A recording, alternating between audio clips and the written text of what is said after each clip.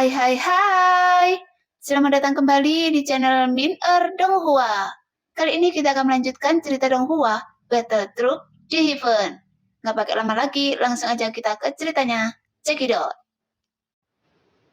Di udara, pertempuran berlangsung sengit dan pohon palem raksasa berjatuhan, seperti air raksa yang turun, seperti sangkar langit dan bumi yang mengancam jiwa, dan langsung mengunci Xiaoyan.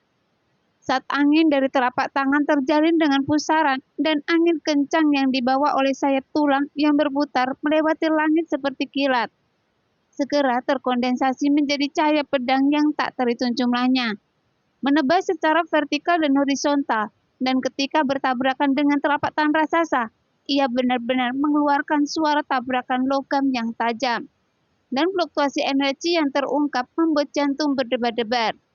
Karena kekosongan itu runtuh dalam tabrakan sengit, dan ruang pun terdistorsi. Saat pusaran itu menghantam telapak tangan raksasa, semangat juang melintas dan momentumnya sangat agung, terhubung ke seluruh kehampaan, seolah-olah lautan bintang berjatuhan, membuat orang merasa tercekik akan awan gelap. Seperti gunung hitam itu menekan, meskipun Xiaozhan dan Jenny berjuang keras, telapak tangan raksasa itu masih belum runtuh. Seluruh langit berubah menjadi gelap gulita dan guntur serta kilat ungu bersinar.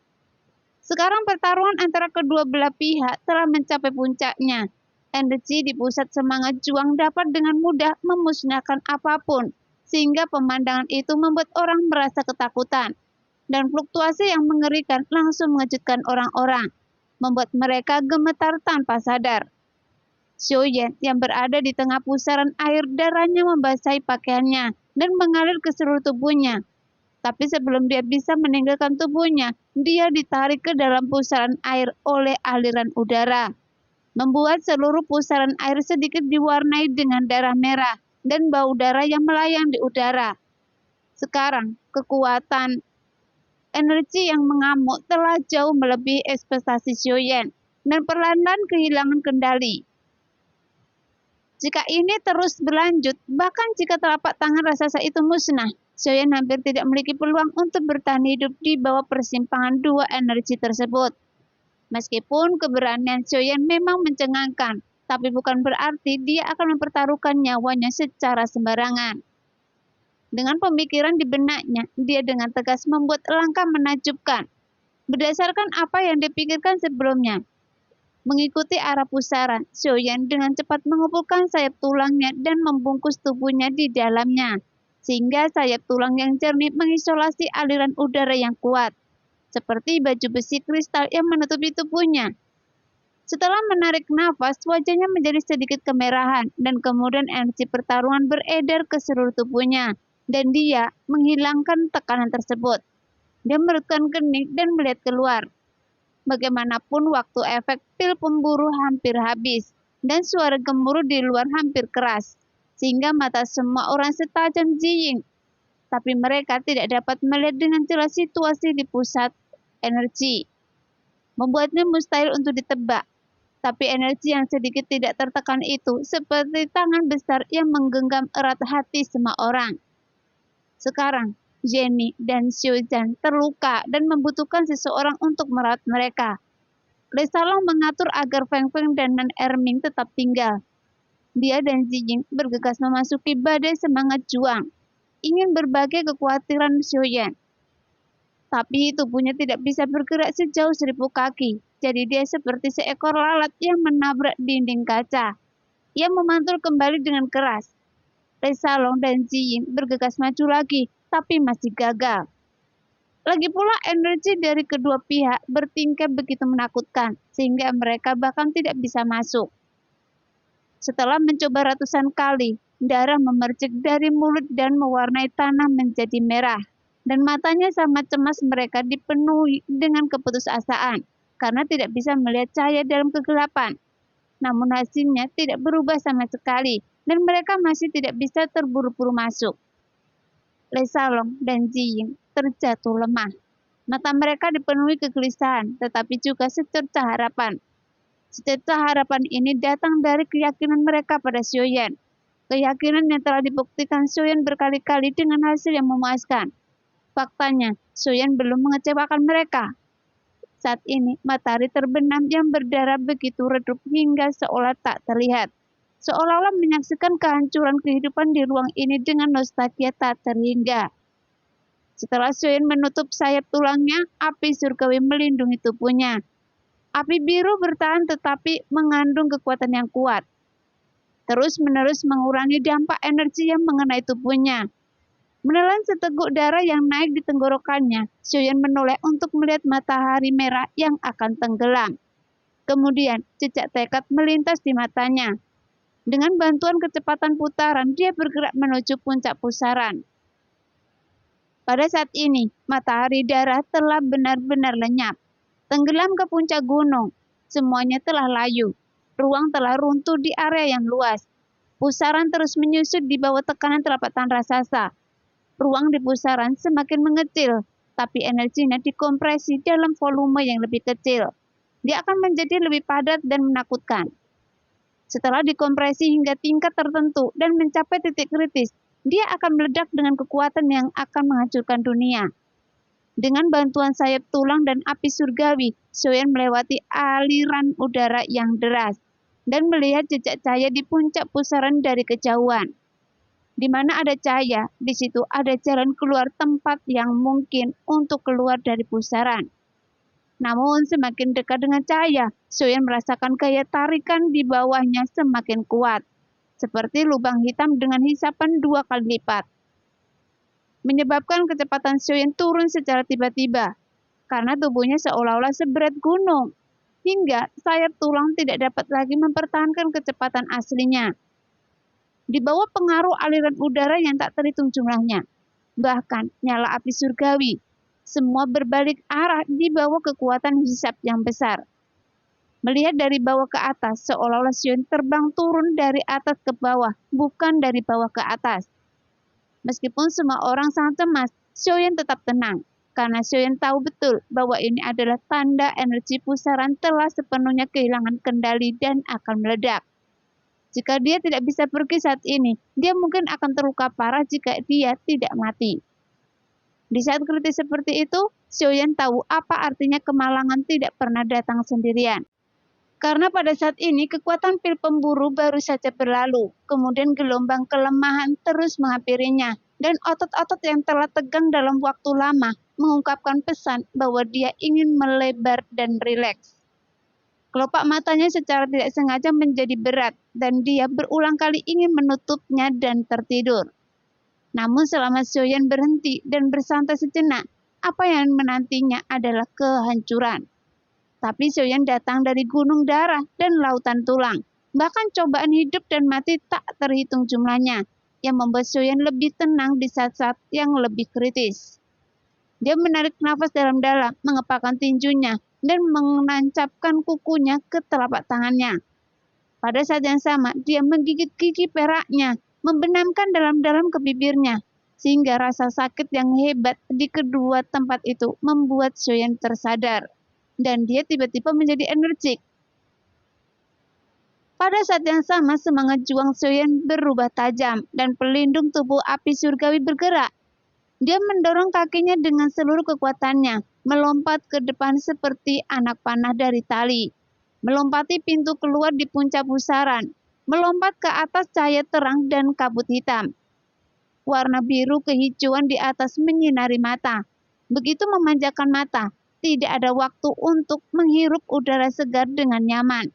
Tidak ada waktu untuk merenggangkan otot-otot yang sakit di sekujur tubuhnya.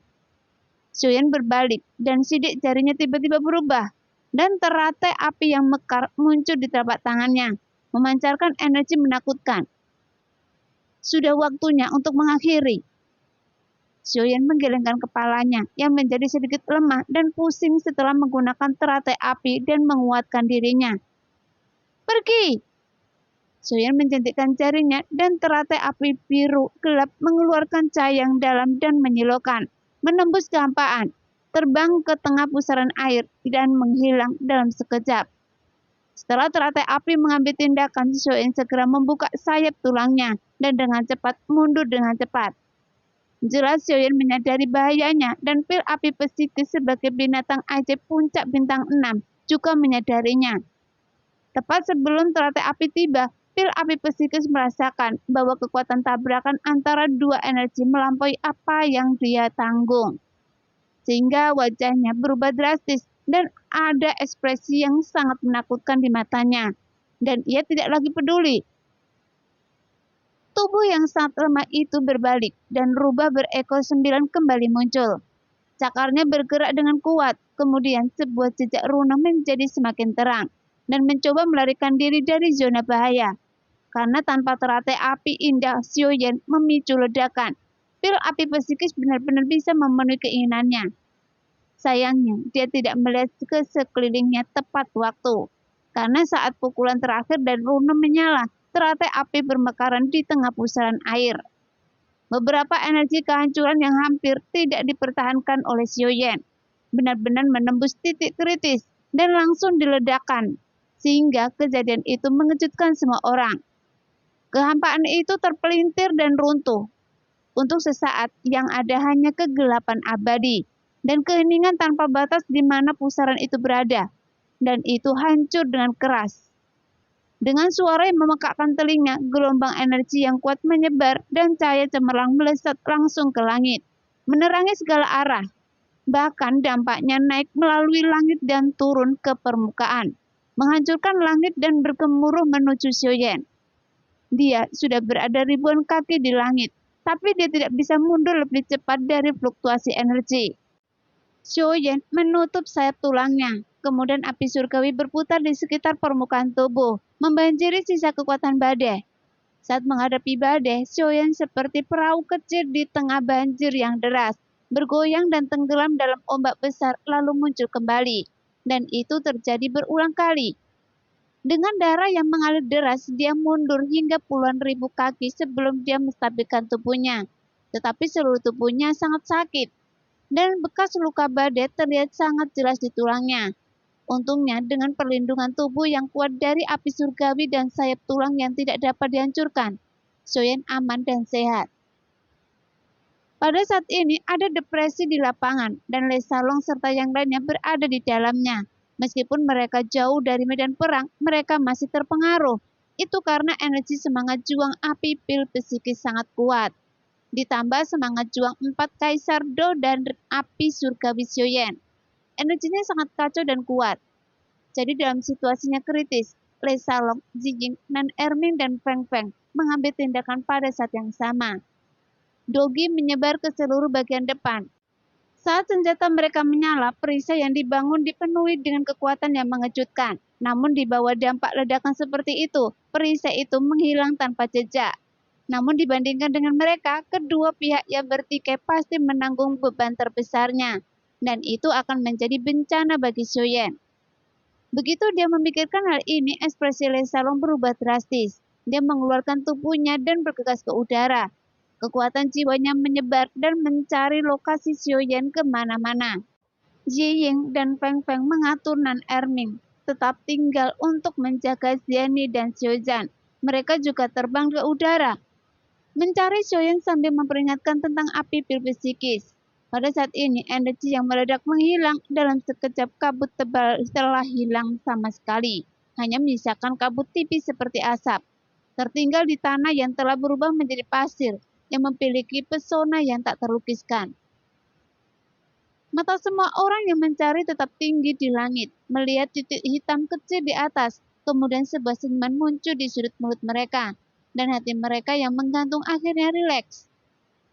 Di bawah langit, sesosok tubuh hitam berdiri di udara. Meski pakaiannya compang-camping, dia tetap tidak bisa menyembunyikan perasaan lembut dan lincahnya. Dia memandang semua orang dengan wajah pucat dan senyuman. Kemudian sayap tulang Xiaoyan perlahan terbuka, seperti awan yang mengalir atau angin yang tertiup, memberikan perasaan yang sangat halus. Pada saat ini, dia melihat semua orang.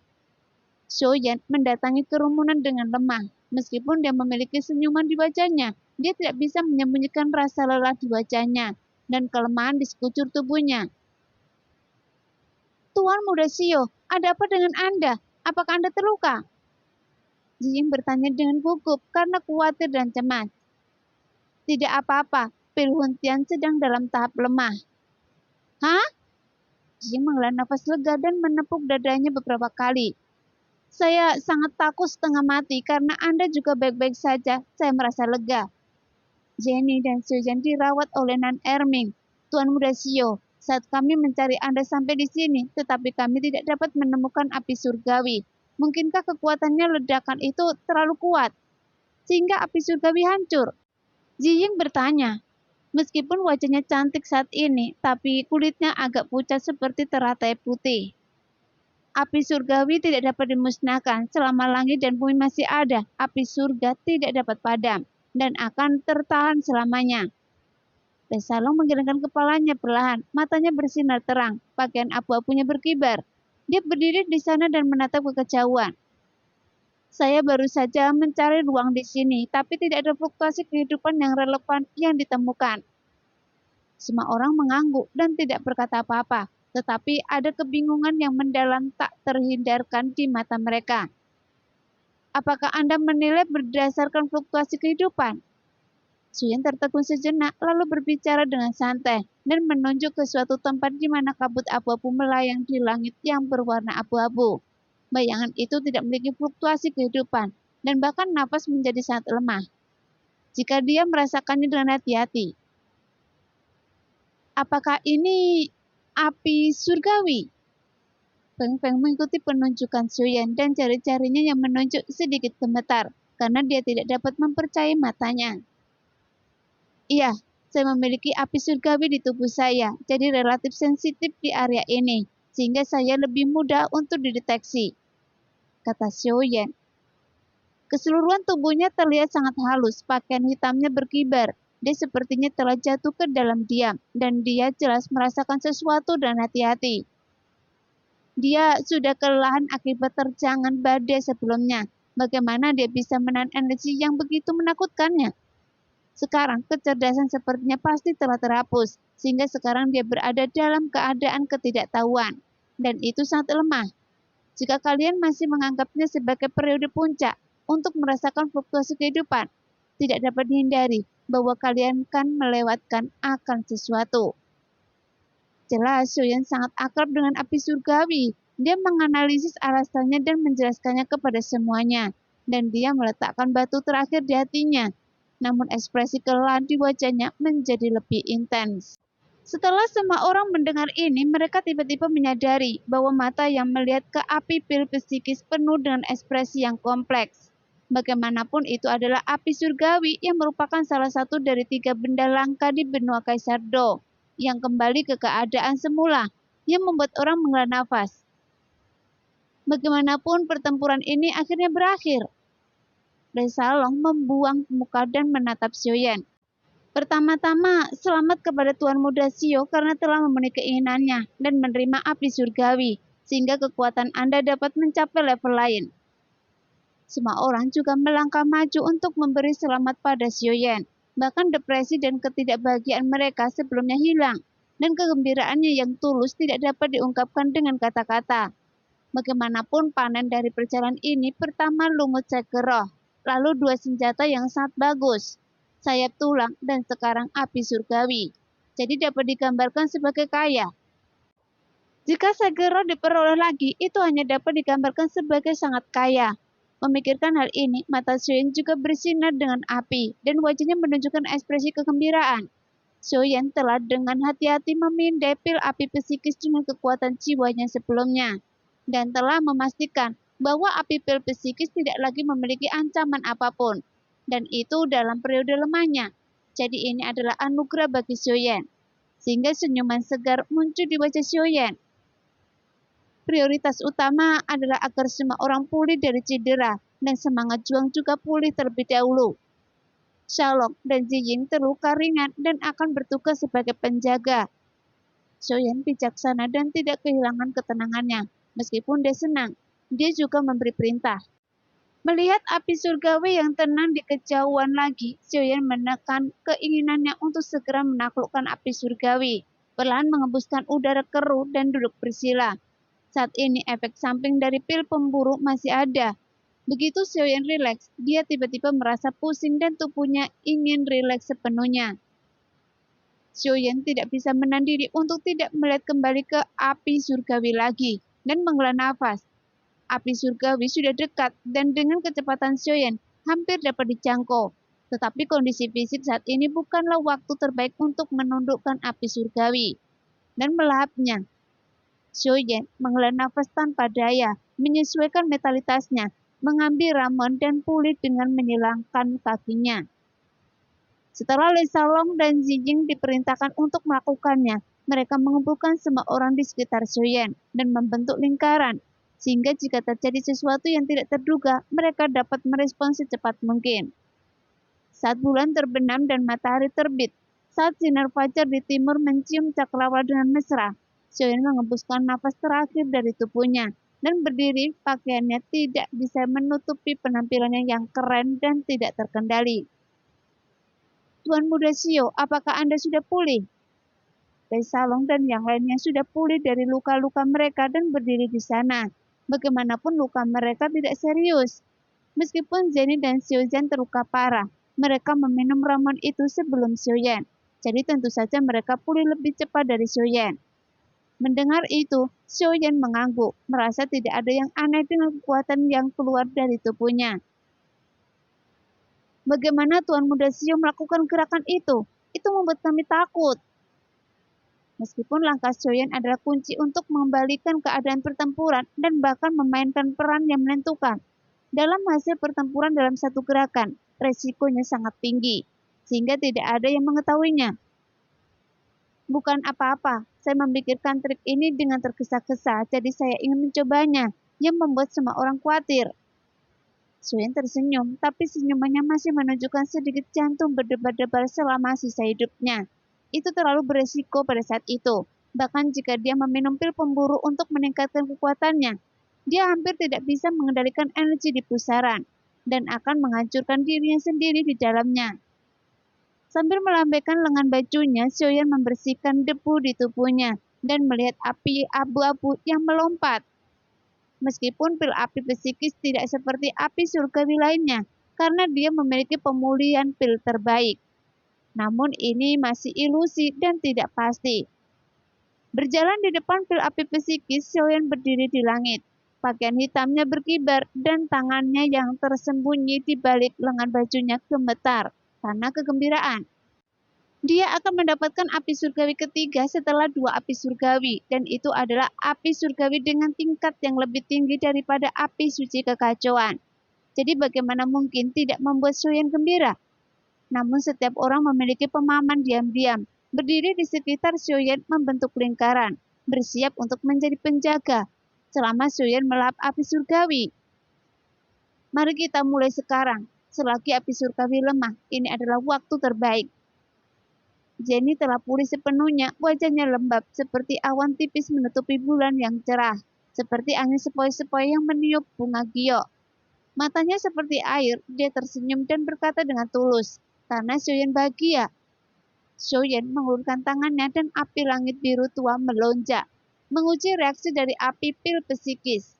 Api abu-abu itu bergoyang ringan, kemudian menyusut kembali ke keadaan semula, tampak sedikit lamban. Tetapi kemuliaan di tulangnya masih membuat api langit biru tua di tangan Xiaoyan sedikit menyusut. Segera Xiaoyan menggulung pil api psikis, tapi dia tidak berniat duduk untuk menjinakkan dan melahap api surgawi ini. Matanya beralih ke puncak gunung tempat kera Guangwu berada sebelumnya, dan dia perlahan berkata, "Mungkin ada tempat yang lebih cocok bagi saya untuk menjinakkannya dan melahap api surgawi ini." Mendengar kata-kata Xiaoyan, semua orang segera mengingat perilaku api pil psikis sebelumnya yang sering melarikan diri ke arah gunung. Dan mata mereka semua berbinar, menatap ke dalam arah gunung. Tanpa kata-kata yang tidak perlu, Xiaoyan berdiri. Cahaya perak menyala di bawah kakinya dan sosok itu telah mencapai puncak gunung yang rusak. Pohon raksasa yang menjulang tinggi telah runtuh dan cabang-cabang serta dedaunan yang berserakan patah di seluruh tanah dan menempel bersama pasir abu-abu. Pohon itu tidak lagi memiliki momentum seperti masa lalu. Pohon abu-abu raksasa dengan akar yang kuat di bawahnya dicabut secara paksa dari tanah karena kekuatan jatuh yang berlebihan.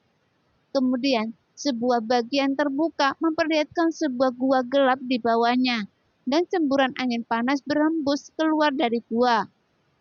Nafas panas membuat pasir di dekat pintu masuk gua menjadi agak kuning, dengan sedikit bau hangus dari akar pohon yang terkena panas, dan samar-samar masuk ke hidung Xiaoyan. Saya pikir akan membutuhkan banyak usaha untuk menemukan tempat di mana api surgawi ingin pulih.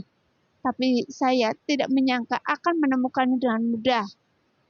Setelah terpengaruh oleh pertempuran tadi, Xiaoyan merasakan nafas yang tersisa api pil datang dari bawah gua, sehingga kegembiraan di matanya tidak bisa lagi disembunyikan. Tuan Muda Xiao, apakah Anda yakin ada di sini? Semua orang mengikuti dan Xiaoyan yang melangkah keluar tampak santai. Tapi dia berdiri dengan posisi miring di depan Xiaoyan. Lagi pula gua ini belum dijelajahi, jadi posisi Xiaoyan bisa mencegah terjadinya hal yang tidak terduga. Tapi bagaimana bisa Xiaoyan gagal melihat pikiran Xiaoyan? Sehingga hati Xiaoyan sedikit hangat dan matanya yang bersyukur tertuju pada Xiaoyan dan dia mengangguk ringan yang merupakan penegasan dari Xiaoyan dan tekadnya untuk menaklukkan dan melap api surgawi semakin kuat. Setelah menerima konfirmasi, Xiaoyan membungkus tinjunya dengan cahaya kemasan dan meninjunya dengan keras. Semua orang secara alami tahu bahwa ini bukanlah pintu masuk yang sebenarnya.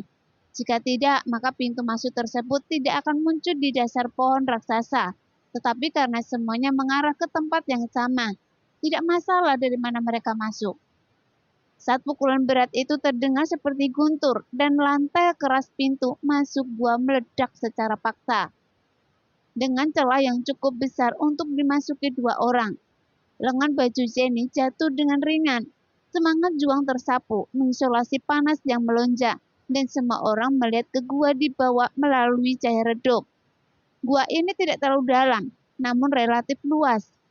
Hanya terjadi satu aula yang seolah-olah diukir dari bongkahan batu berwarna biru keabu-abuan, sehingga terlihat alami dan sederhana. Seolah intimidasi oleh sisa nafas api surgawi di bawah. Meskipun Jenny menghalangi sebagian besar panas, udara di sekitar semua orang masih panas dan tidak nyaman.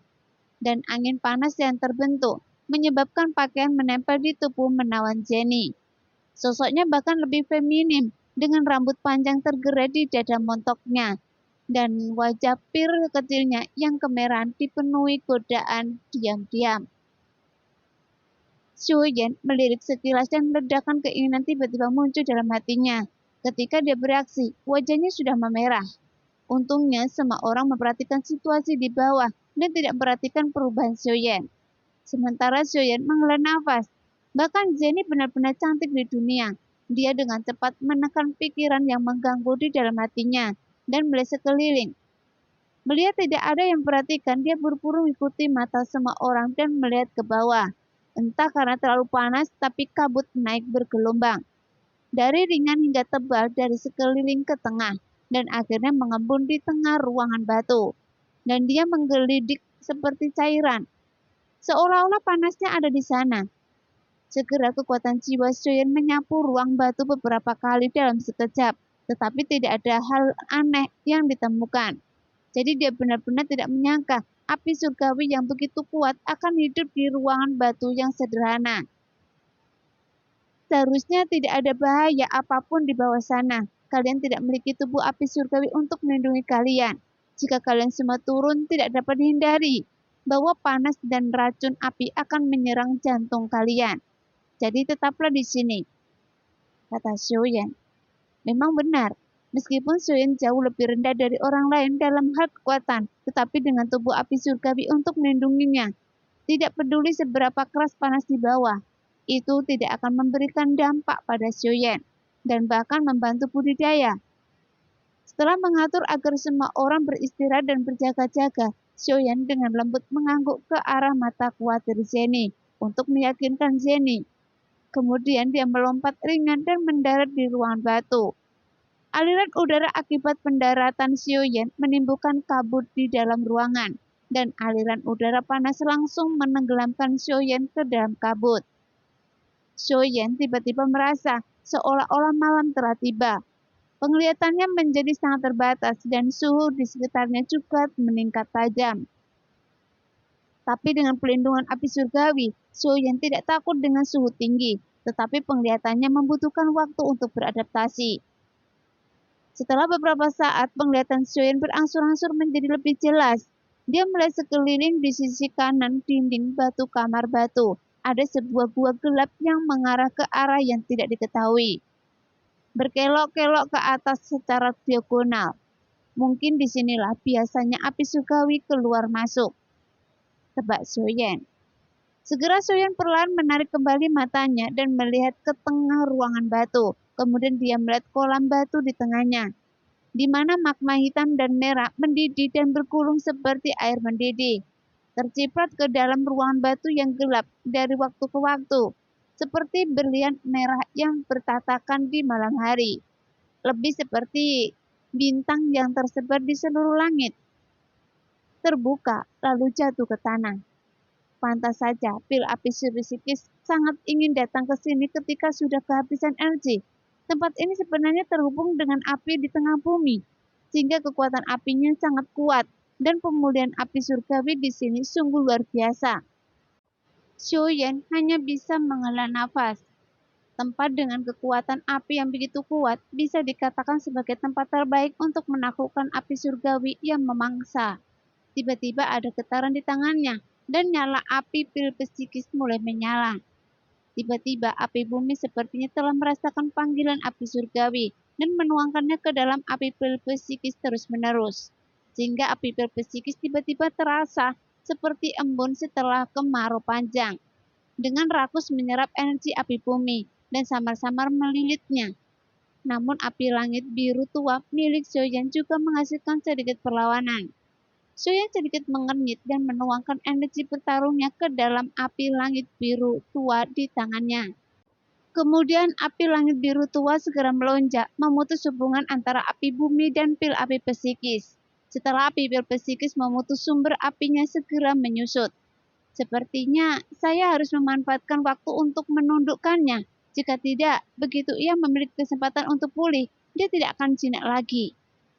Segera Xiaoyan tidak membuang waktu lagi dan buru-buru duduk bersila di dekat pusat magma, mengatur nafas dan memperuntungannya, dan perlahan mengeluarkan cairan dari tubuhnya. Udara keruh menyesuaikan keadaan menjadi yang terbaik, melilit ke arah pil psikis yang masih lesu di tangannya. Meskipun Xiaoyan telah menekan kegembiraan di hatinya, saat ini suara menelan ludah masih terdengar di tenggorokannya, karena ini adalah api surgawi ketiga yang akan dia miliki, dan itu sangat kuat.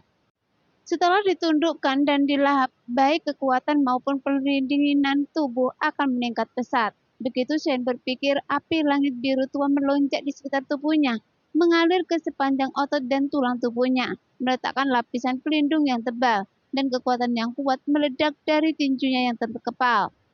Sambil mengangguk puas, mata Xiaoyan sejernih air. Dia membuka mulutnya dan melemparkan pil api psikis ke dalam mulutnya. Meskipun nafas pil api psikis tidak stabil dan sangat lemah, nalurinya masih ada. Kekuatan api yang kuat itu seperti air yang mengalir ke arah timur. Nafas yang kuat tergulung seperti gunung berapi, mengalir langsung ke seluruh tubuh Xiaoyan seakan ingin membakar tubuh Xiaoyan menjadi abu. Setelah api pil psikis meledak, paksaan peringkat ke-16 segera dilepaskan. Api langit di tubuh Xiaoyan terasa agak stagnan. Aliran api surgawi sepertinya terhalang oleh batu-batu besar, dan api surgawi yang awalnya melonjak seperti ombak yang tiba-tiba melemah. Karena kekuatan api abu-abu melonjak seperti lautan luas, membakar setiap inci meridian dan tulang Xiaoyan, lalu terpanggang di dalam, menghancurkan setiap sel tubuh Xiaoyan. Segera rasa sakit yang tajam hampir menembus sumsum tulang, menyebabkan Xiaoyan berkeringat dingin. Pakaiannya basah oleh keringat dingin dan menempel di tubuhnya. Wajah Xiaoyan sangat pucat dan urat nadinya menonjol seperti akar pohon berumur 1000 tahun yang terjalin. Dan kukunya menembus daging telapak tangannya dan menembus meridiannya. Nah, demikianlah cerita hari ini. Terima kasih yang sudah menonton video Min Earth sampai selesai. Sampai jumpa di video selanjutnya. Bye-bye.